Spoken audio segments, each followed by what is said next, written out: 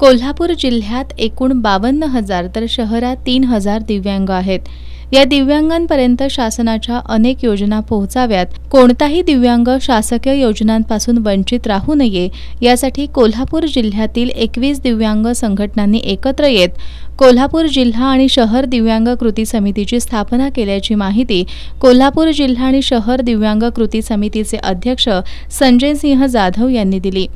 यावेळी उपाध्यक्षपदी बाळासाहेब गायकवाड, सचिवपदी संजय पवार तर खजिनदारपदी सुमित शिंदे यांची निवड करण्यात आल्याचं त्यांनी सांगितलं.